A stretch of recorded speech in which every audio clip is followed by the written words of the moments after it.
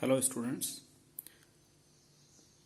in today's session I am going to share with you about uh, another protocol at the application layer, that is the hypertext transfer protocol,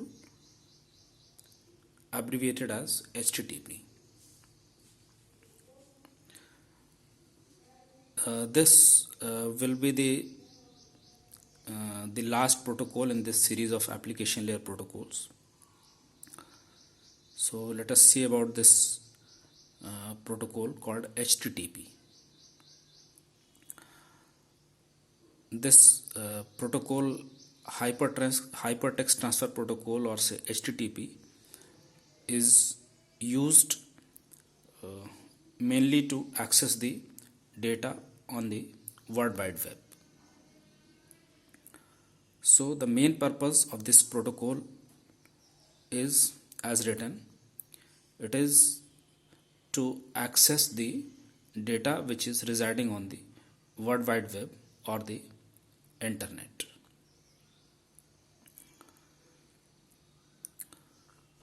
So we can see that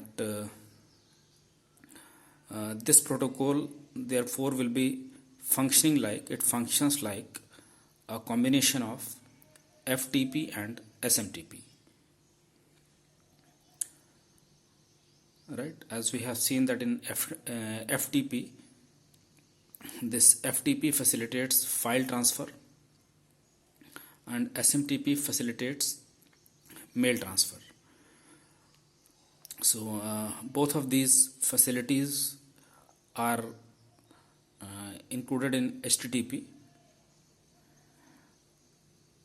and it behaves like a combination of these two.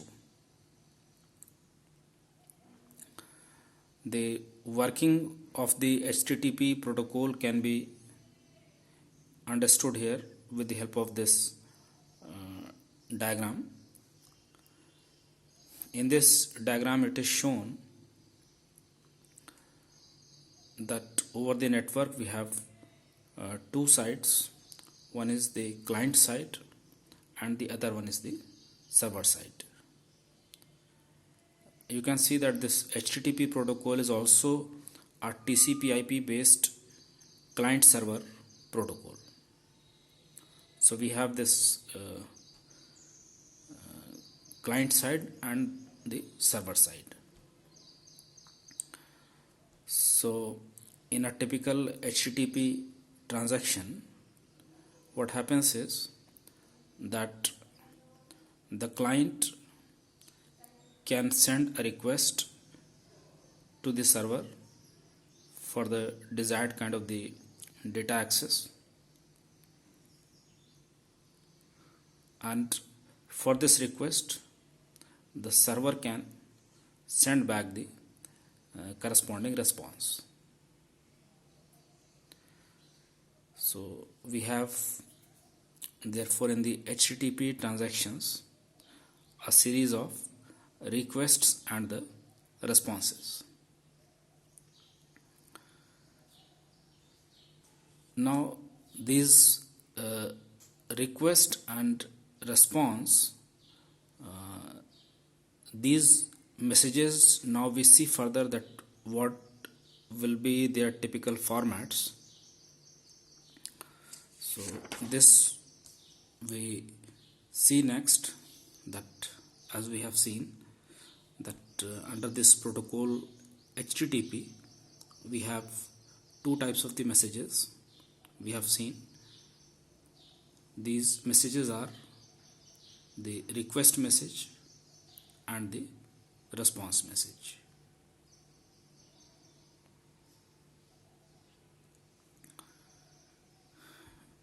We can see the formats of request message as well as the response message one by one.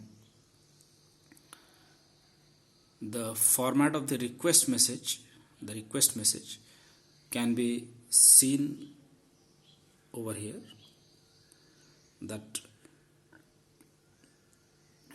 in this request message, we have basically this kind of organization where we have on the top the request line, below that we have the headers, and then we have a blank line, and at the end we have the body. The body which is present only in some messages. It may not be present in all the messages. So let us see briefly that what all these components mean. Say the request line in an HTTP request message, this can be seen. The request line, what does it mean? It can be seen. The request line specifies the request type, right? What is the kind of the request, the URL, and the HTTP version. So these are typically the things which we have in the request line. Then we can see the next one, that is the headers part. This headers part includes, it can be seen, the headers part includes, this header exchanges the additional information between the client and the server. So this means that the header will contain any additional information to be exchanged between the client and the server, which is not included otherwise. Say for example, this may contain the special format. If any special formats are desired as per the request, this can be specified over here. Or say any other extra information can be included. So this is what we have in the header part. Then we can see the next being a blank line, and after this blank line we have the body part. The body section will contain, this can be seen, the body contains the document to be sent or received. This body contains the document to be sent or received. So any document, if it is desired that any document is to be sent or say received, that will be included in the body section. Fine. So this has given us an idea about that what is the kind of constitution of the request message. Right. Now we can explore the next kind of the message, that is called the response message. The response message can be seen, the format of the response message. So we can see the format of the response message shown as here. The format contains at the top the status line. It is status line, and then after the status line we have the other fields, same as in the request message, except the request line. Alright, so it can be seen that the rest of the fields in this, that is the other three fields, are same as what we have seen in the request message. Fine. So this request message what we have seen, instead in place of the request line we have seen that there is a status line,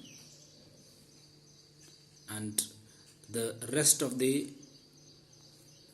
fields are same. That means there will be the after the status line there will be the headers, a blank line, and the body if required. So it can be seen that here the difference in this message, that is the response message, is only with the status line. So we can explore now the what do we mean by the status line. This status line means, it can be seen that the status line specifies the status, such as the request accepted, continue, etc. Fine. So this status line specifies the status. This means that the request which has been received by the server, whether that has been accepted or not, so that will be specified as request accepted, and then continue for the response, right, and then to send the response as desired by the request. These will be the things which will be contained in the status line. So this has given basically a brief idea about the protocol called HTTP. Fine. So this protocol HTTP is over, and with this protocol HTTP we have covered broadly all the protocols desired at the application layer as per the syllabus, and therefore this completes our unit 5,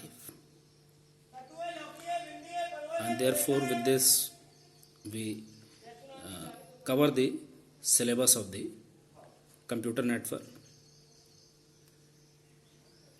and therefore we close over here. Thank you.